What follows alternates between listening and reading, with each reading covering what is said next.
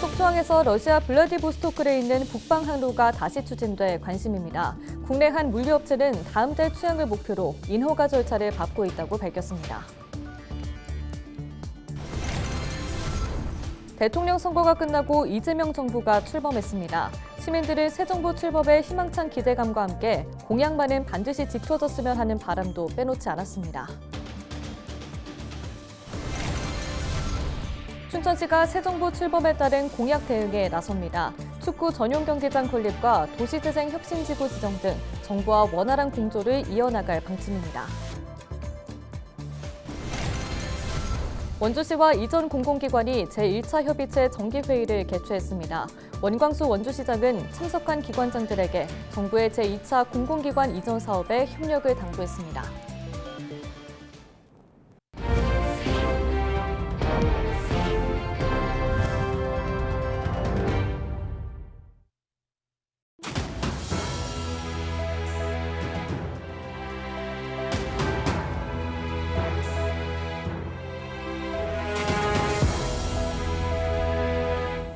시청자 여러분 안녕하십니까? 헬로티비 뉴스입니다. 속초에서 러시아 블라디보스토크에 있는 북방 항로가 다시 추진됩니다. 국내 한 물류업체가 다음 달 취항을 목표로 인허가 절차를 밟고 있는 것으로 확인됐는데요. 하지만 속초항 국제 여객터미널 등 해결해야 할 과제도 적지 않다고 합니다. 보도에 최성식 기자입니다. 속초항에 들어온 16,000톤급 카페리 여객선. 지난 2023년 10월 국내 한 해운업체가 러시아 북방항로에 투입한 대형 선박입니다. 10년 만에 러시아 백길이 다시 열리자 당시 강원도와 속초시도 대대적인 취항식 행사를 열며 기대감을 드러냈습니다. 하지만 선사 측이 경영난에 빠지면서 국제항로는 불과 4개월 만에 멈춰섰습니다.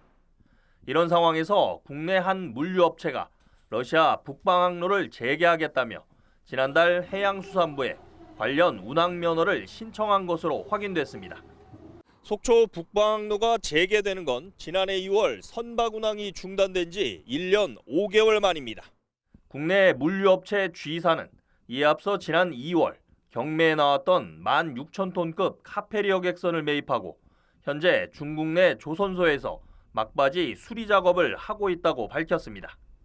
이어 이달 말쯤 해당 선박을 속초항으로 들여온 뒤 정식 면허를 받아 다음 달부터 러시아 북방항로에 취항한다는 계획입니다.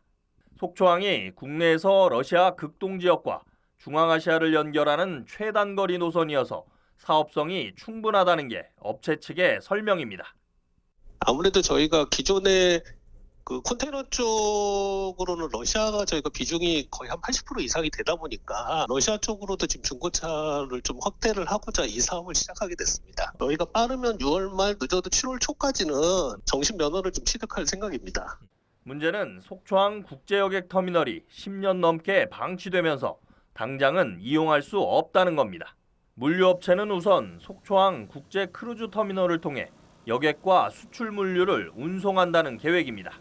강원도는 지난해 속초항 국제여객터미널을 매입한 뒤 현재 정밀 안전점검을 벌이고 있는 상황.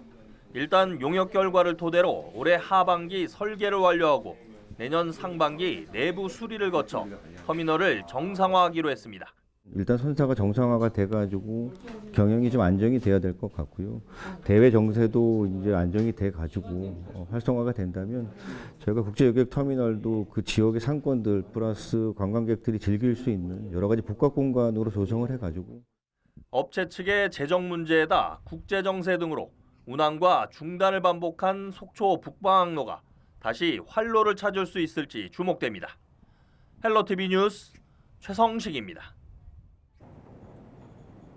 제21대 대통령 선거가 끝나고 4일 이재명 정부가 출범했습니다. 시민들은 새 정부 출범과 함께 희망찬 내일을 향한 기대감을 나타냈습니다. 정승환 기자가 보도합니다. 국민의 부푼 기대감을 안고 4일 새 정부가 출범했습니다. 이재명 대통령은 이날 취임사를 통해 완전히 새로운 나라를 만들라는 그 간절한 염원에 응답하겠다라고 약속했습니다. 시민들은 변화에 대한 기대감을 드러내면서 선거에서 내건 공약만큼은 꼭 지켜달라고 당부했습니다. 대통령께서 약속하신 거, 선거 과정에서 약속하신 거를 진짜 국민들이 다 보는 데서 약속했으니까 진짜 지켜주시기를 바라는, 최대한 지켜주실 것을 진짜 국민 한 사람으로 바라는 것밖에 없어요. 지난 갈등과 분열은 뒤로하고 국민 통합을 이뤄달라는 바람도 전했습니다. 이긴 자나 진 자나 또는 소외된 자를 다 좀 어우르는 그런 대통령이 되었으면 좋겠습니다. 국가 경제와 민생 회복을 위해 적극 나서달라는 당부도 이어졌습니다. 요새 가장 힘든 문제가 경제가 너무 죽어 있어갖고 모든 대선 후보들이 경제를 살리겠다고 했는데 가장 기본적으로 그것만 잘 지켜졌으면 좋겠습니다. 시민들은 지역 공약에 대한 기대감도 나타냈습니다. 이재명 대통령은 앞서 강원 지역 공약으로 미래 산업 육성과 교통망 확충 등을 약속했습니다. 이번에 공약 중에서 강원 GTX 들어오잖아요. 그거 최대한 빨리 들어섰으면 좋겠습니다. 강원자치도는 강원도 공약이 새 정부 국정과제에 반영될 수 있도록 총력 대응해 나갈 계획입니다. 강원도는 앞서 2030 미래 전략을 수립하고 대선 후보 캠프에 8대 분야 32개 공약 과제를 전달했습니다. 가장 중요한 거는 이제 공약 과제들이 새 정부의 국정 과제에 담겨져야지만 실효성이 좀 확보될 수 있다고 봅니다. 그래서 그 부분에 대해서 저희가 최대한 지역 현안들이 최대한 국정 과제에 반영될 수 있도록 계속 심혈을 기울이고 있습니다. 강원자치도는 오는 16일 김진태 지사 주재로 국정과제 국비 확보 통합 전략회의를 열고 새 정부 건의 과제를 논의할 예정입니다. 헬로티비 뉴스 정승환입니다. 춘천시가 새 정부 출범에 따른 공약 대응 방안을 발표했습니다. 육동환 춘천시장은 4일 정부 정책 공약 대응 회의를 열고 이재명 대통령의 주요 공약별 대응 방안에 대해 논의했다고 밝혔습니다. 춘천시 주요 사업과 지역 공약을 면밀히 점검하였습니다.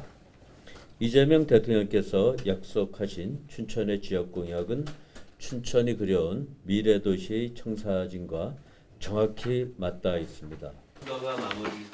논의된 주요 공약은 축구 전용 경기장 건립, 도시재생 혁신지구 지정 등으로 춘천시는 정부와의 원활한 공조를 이어가겠다고 밝혔습니다.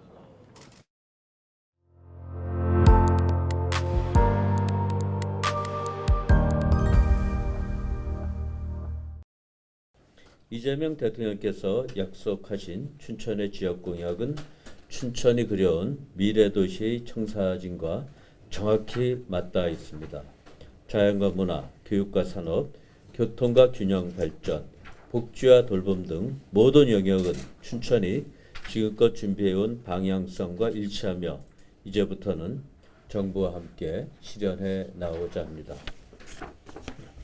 캠페이지와 춘천역 일대는 춘천의 미래와 과거가 만나는 상징적인 공간입니다. 지난 5월 공모 신청한 도시재생혁신지구 조성사업을 바탕으로 원도심에 혁신과 활력을 불어넣는 핵심 거점으로 반드시 발전시키겠습니다.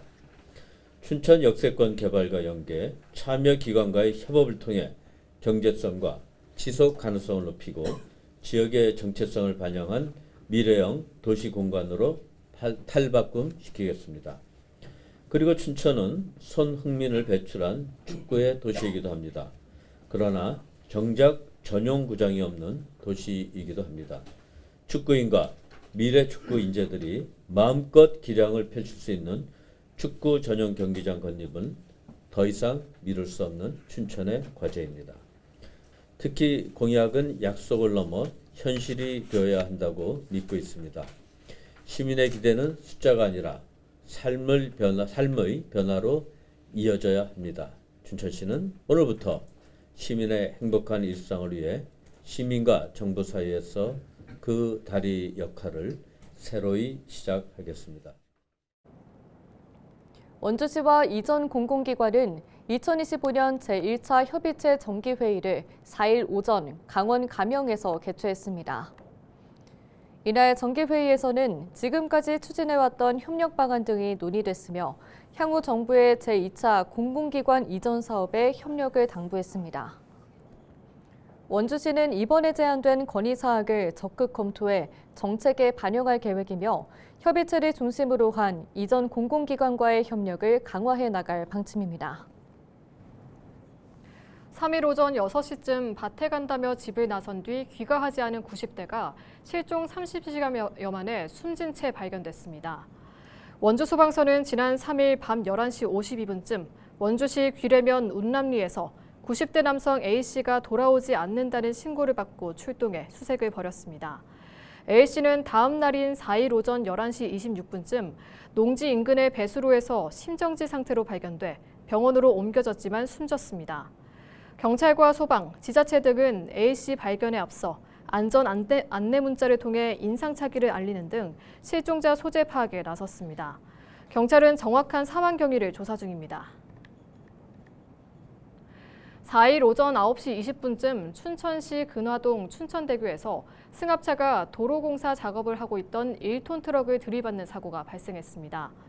이 충격으로 트럭이 어린이집 원생들이 타고 있던 또 다른 승합차와 잇따라 충돌했습니다. 이 사고로 트럭 운전자 50대 A씨가 크게 다쳐 병원으로 옮겨졌고 어린이집 원생 5명 등 8명이 가벼운 상처를 입어 병원에서 치료를 받았습니다. 경찰은 정확한 사고 경위를 조사 중입니다. 2025 강릉 단오제가 8일간의 일정을 모두 마치고 지난 3일 강릉 남대천 축제장에서 막을 내렸습니다. 올해는 유네스코 인류 무형문화유산 등재 20주년을 맞아 20살 단오를 주제로 전통문화의 가치와 매력을 널리 알렸습니다. 특히 강릉 단오제의 핵심 행사인 단오제례와 단오굿, 강릉 관노 과명극을 비롯해 각종 공연과 체험 프로그램들이 이어지며 전 세대를 아우르는 축제로 거듭났습니다. 지난달 31일 단오날 하루에만 17만 명이 축제장을 찾았고 누적 관람객은 90만 명에 달하는 것으로 집계됐습니다. 사단법인 강릉단오제위원회는 앞으로도 강릉단오제가 세계인이 함께 즐기는 축제로 성장할 수 있도록 노력하겠다고 밝혔습니다. 국내 대표 클래식 야외 축제인 평창 개촌 클래식 축제가 오는 6일 개막합니다. 사흘간 열리는 이번 축제에는 재즈 보컬리스트 나윤선이 출연하는 휴 콘서트와 피아니스트 김태용 등의 별빛 콘서트, 해금 연주가 천지훈 등이 참여하는 파크 콘서트, 그리고 첼리스트 박유진 등의 비닐하우스 콘서트 등의 공연이 펼쳐질 예정입니다. 이와 함께 국토교통부 지역상생협약 공모사업에 따라 평창군이 오는 8월까지 월간 정기 공연으로 개최하는 개촌살롱과 휴 콘서트가 연계해 열려 더욱 풍성한 축제가 될 전망입니다.